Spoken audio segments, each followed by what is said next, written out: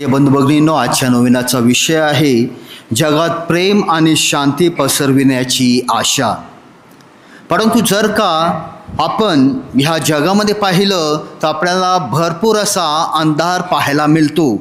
म्हणजेच युद्धे, दहशत, वाद, कुटुंबातील वाद, समाजातील मतभेद, तरुणांमध्ये अस्वस्थता आणि हे सर्व पाहून असं वाटतं की कुठंतरी हे जग चुकीच्या मार्गाला लागलेलं आहे.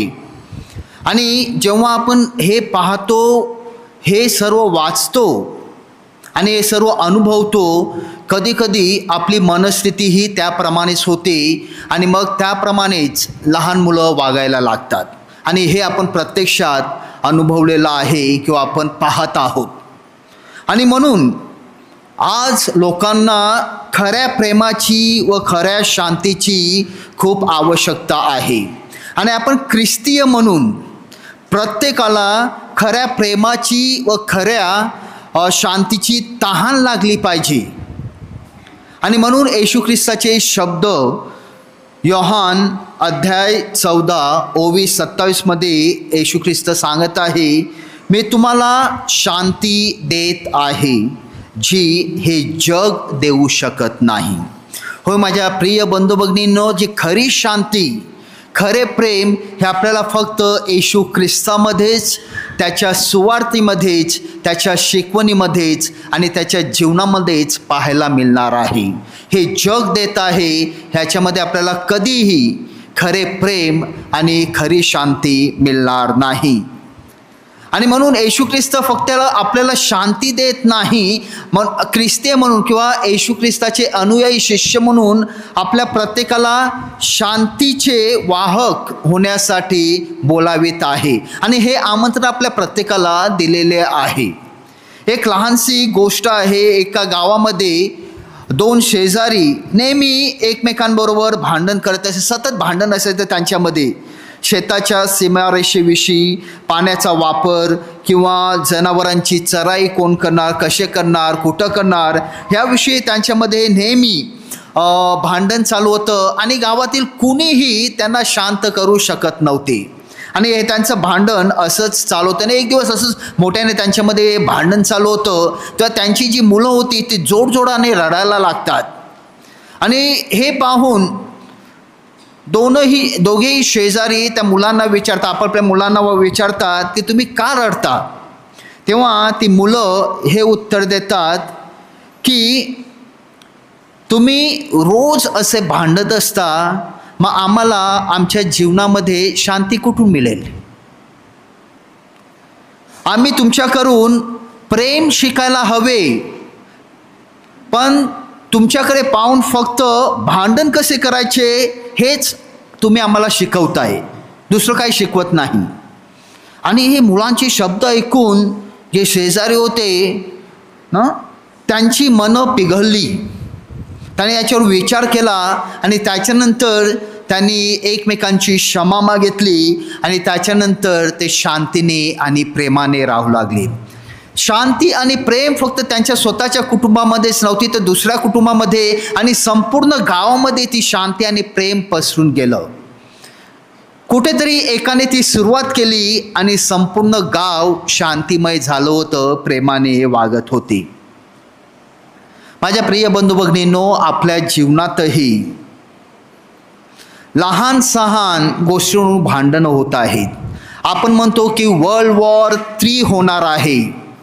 वर्ल्ड वॉर 3 याच्यासाठी युद्धाची गरज नाही. वर्ल्ड वॉर 3 आपल्या कुटुंबामध्येच, घरामध्ये सुरू झालेला आहे. हे लहान सहान भांडणांमुळे प्रेमाने न राहता, शांतीने न राहणे म्हणजेच वर्ल्ड वॉर 3ला सुरुवात झालेली आहे. त्याच्यासाठी युद्धाची आवश्यकता नाही, आपल्या घरामध्येच युद्ध सुरू झालेलं आहे. आणि मला तरी वाटतं जर का वर्ल्ड वॉर 3 होईल तर ह्या कारणावरूनच होणार आहे. आपल्या घरातूनच ती सुरुवात होणार आहे आणि मला तरी वाटतं कुठेतरी सुरू झालेलं आहे. आणि म्हणून मरियम माता आपल्यासाठी एक आदर्श आहे. आणि तो आदर्श आपण मरियम मातेमध्ये पाहू शकतो. आपले जीवन प्रेम आणि शांतीने तिने भरलेले होते आणि म्हणून काही उदाहरणं तिच्या जीवनात द्वारे देवदूताचा जेव्हा संदेश तिने स्वीकारताना मनामध्ये भीती न बाळगता देवावर तिने विश्वास ठेवला. अनिश्चितता होती, काय होणार आहे, खरोखरच हा जो संदेश आहे तो पूर्ण होणार आहे की नाही, की खरोखरच हा परमेश्वराचा संदेश आहे की नाही. भीती न बाळगता देवावर विश्वास ठेवला. माझ्या प्रिय बंधू भगिनी, आपल्या जीवनामध्ये भरपूर अडचणी येतात, दुःख येतात. आपण कुठे जातो? आपल्या जीवनामध्ये आपण घाबरतो. हो, सर्वजण घाबरतो. परंतु आपण देवावर विश्वास ठेवतो का? आणि जेव्हा आपल्या ह्या कठीण अडचणींमध्ये आपण देवावर विश्वास ठेवतो तेव्हा आपल्या अंतःकरणात, हृदयामध्ये आपण खरी शांती अनुभवतो आणि ती मरियमातेने अनुभवलेली होती. दुसरं म्हणजे एलिझाबेथकडे जाताना ती आनंदाने गेली, म्हणजे आनंद घेऊन गेली आणि तिने मदत किंवा सेवा नेली. भांडण करण्यासाठी गेली नाही, कुरकुर करण्यासाठी ती गेली नाही की माझ्या जीवनामध्ये इतकं आहे मी कशाला येऊ. नाही, ती आनंदाने सेवा आणि मदत घेऊन गेली. माझ्या प्रिय बंधू भगिनींनो, आजच्या ह्या जगामध्ये द्वेष, स्वार्थ वाढलेला आहे आणि या स्वार्थामध्ये आणि द्वेषामध्ये आपण इतके गुंतलेलो आहोत की दुसऱ्यांच्या जीवनामध्ये खरोखरच त्यांना आपली मदत हवी आहे याची जाणीवसुद्धा होत नाही. आणि मरियमाता आपल्याला हे शिकून देत आहे, आपला द्वेष, स्वार्थ बाजूला ठेवा आणि आनंदाने दुसऱ्यांची सेवा करा.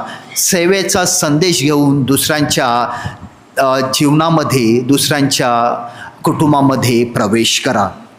त्याच्यानंतर कानागावी लग्नात लोकांची अडचण ओळखून मरियमातेने शांती निर्माण केली आणि ती शांती प्रभू येशू ख्रिस्त आणि मरियमाता आपल्याला आपल्या अंतःकरणामध्ये रुजू करण्यासाठी आणि ती पसरविण्यासाठी आज बोलावित आहे.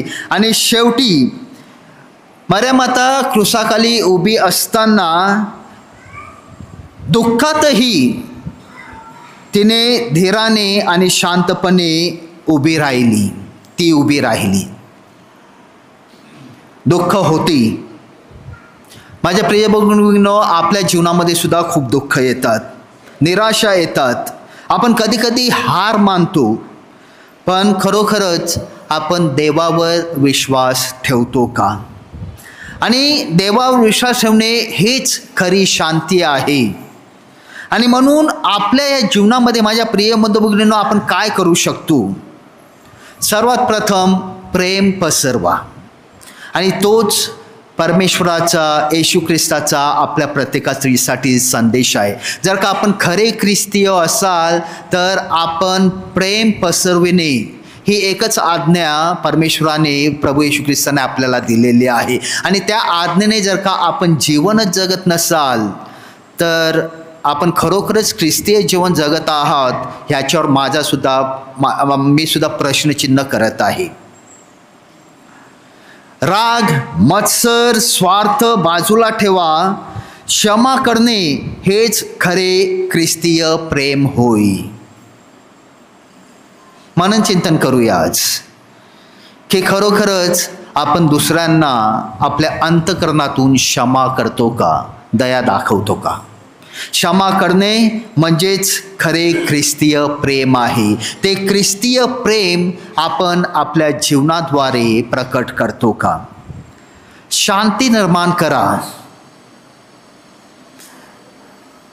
काही आठवड्या अगोदर मी एक वाक्य बोललो होतं इंग्रजीमध्ये, I don't want piece, I want problems.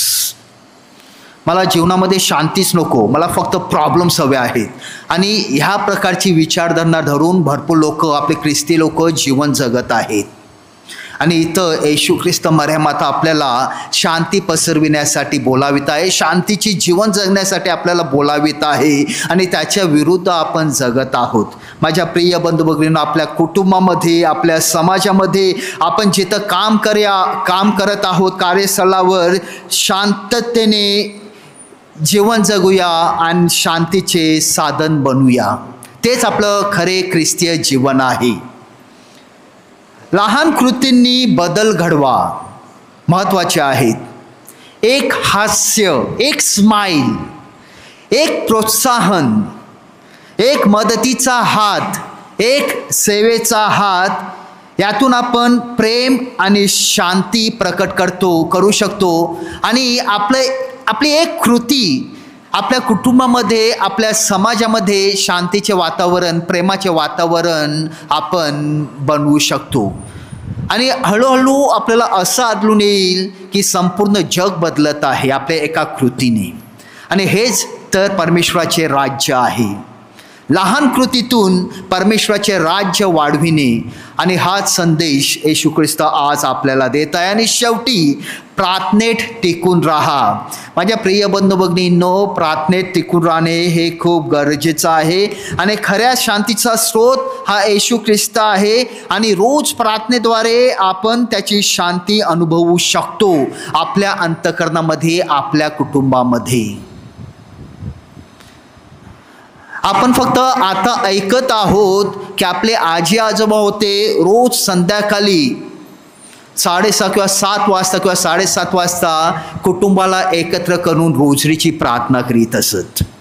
आणि म्हणून कुटुंब एकत्र होतं, शांती होती कुटुंबामध्ये, प्रेम होते कुटुंबामध्ये. आज संध्याकाळ झाली तर आपण कुठे आहोत? आपण कुणाबरोबर आहोत? मोबाईल. त्याच्यावर पाहण्यासाठी आपल्याला वेळ भेटला तर ठीक.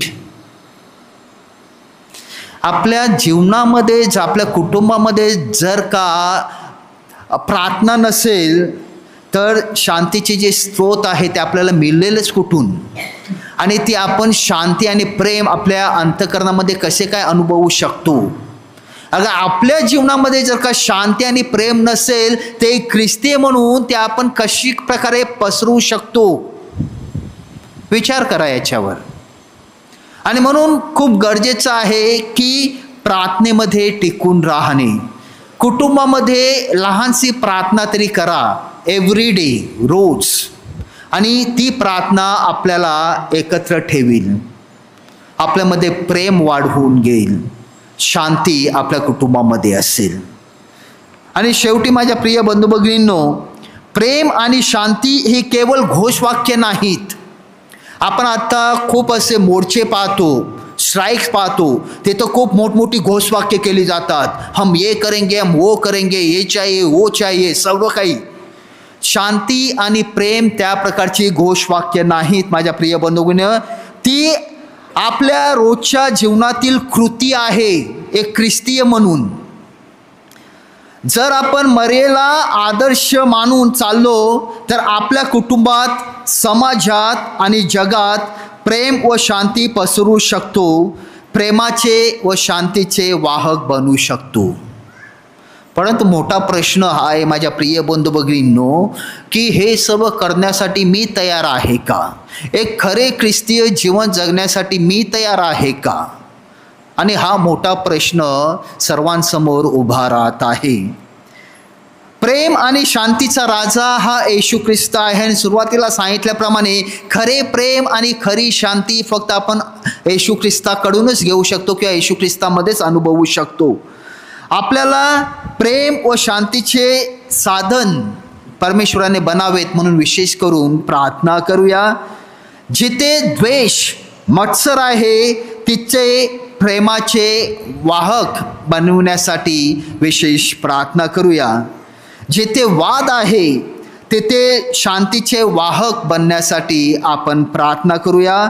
आणि शेवटी मरेप्रमाणे आपणही लोकांमध्ये, समाजात प्रेमाचे आणि शांतीचे साक्षीदार होण्यास विशेष प्रार्थना आणि कृपा मागूया आणि खरे ख्रिस्तीय जीवन जगण्याचा प्रयत्न करूया.